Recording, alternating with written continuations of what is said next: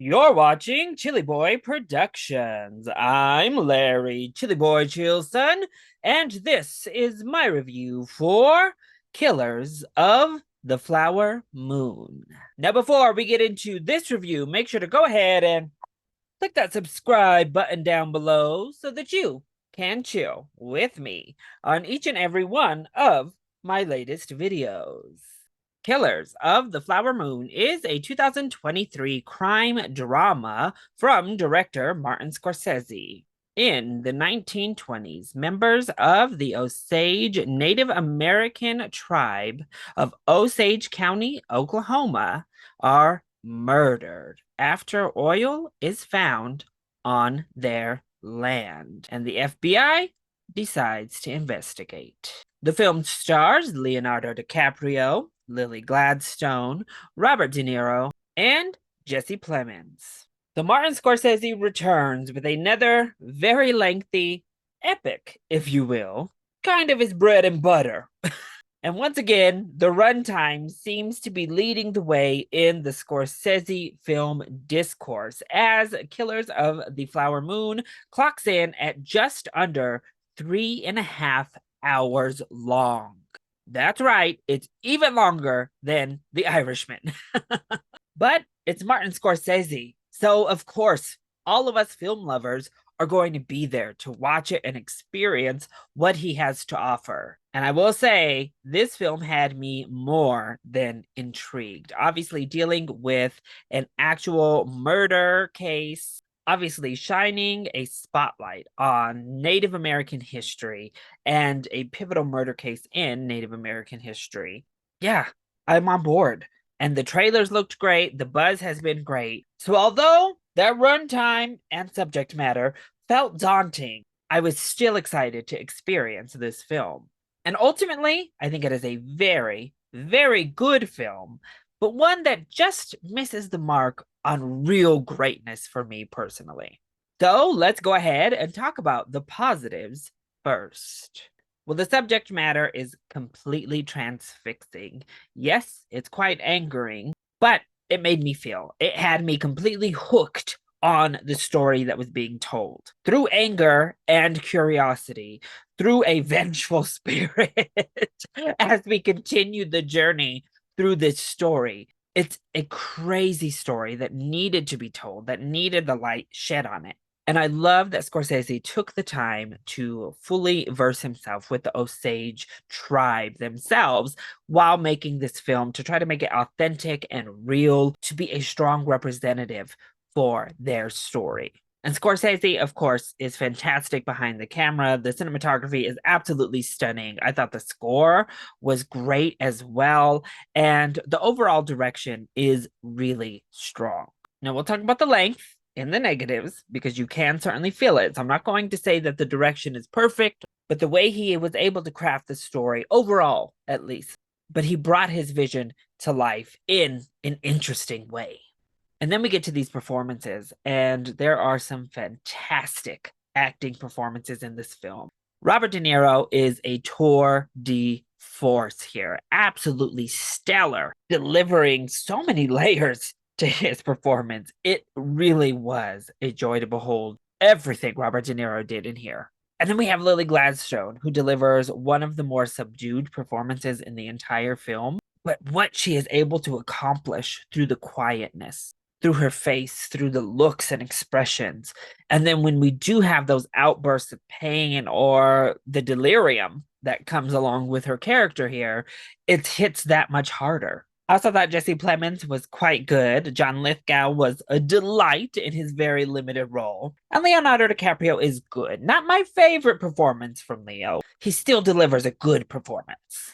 I have to say, I left the theater ready to do research. I left the theater wanting to know so much more about these events, to know more about this era in history, really. And I think that's a testament to the film by and large. It elicited such strong reactions in me as I watched. Now, I will say this, I do think it is a tough task to ask audience members to sit and be angry for 3.5 hours because I was literally fuming through the majority of this runtime. I didn't come down. There were attempts at levity that I felt were a little bit out of place, honestly, because we're trying to have levity with these despicable characters. No, I wasn't laughing. I wasn't joking with these people. I was not on board with anything that they did. I was angry the entire time, which is both a testament because that's good filmmaking to elicit such a reaction actively as I watched, but also it is a little bit concerning. So I guess that's going to lead us straight into the negatives because this is not a pleasurable watch in any sense of the word. Now, not every movie needs to be pleasurable, needs to be fun, needs to be exciting, none of that. But oh, as I said, it is tough to just be mad with very little soul reprieve as you watch. I mean, we are following some truly despicable people who are committing the most wretched acts you could possibly imagine. And you're asked to watch it over and over and stew in that for 3.5 hours. It was rough. And in saying that, I do find it interesting. And overall, I would say a detriment that this story, this Native American historical story, is centered on a not so great white man. Lily Gladstone is not the centerpiece of this film. She is not really the main character of the film, though she turns out to be one of the only likable people of the film. She's not the main character. One of the white men is the main character here. And it was hard not to focus on her more and to have her be sidelined through pretty long stretches of this film. So, both of those aspects combined, a Native American story that is centered on a white man, and the fact that it's just pain and anger for the majority of the runtime, makes me very curious to hear what Native critics have to say about this. I want to hear that perspective above all else. How do they feel about this piece of media made? So while I'm pretty mixed on the result of that, I am going to default to critics who it specifically affects. Now, the runtime, the big discourse, was it worth it? 3.5 hours. I say no. It is, in fact, too long.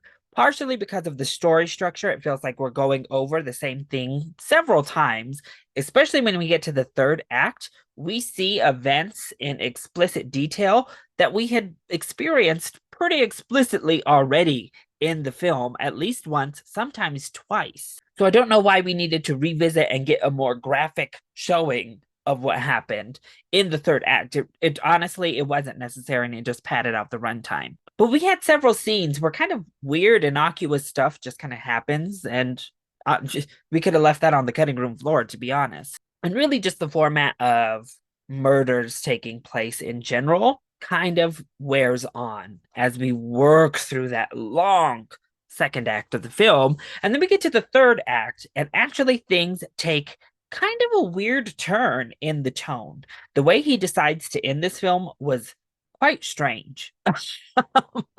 I spoke with some other folks at the end of our screening to hear some other people's perspective of it, but I'm still not a fan of the framing device he used at the end of this film to conclude the story itself.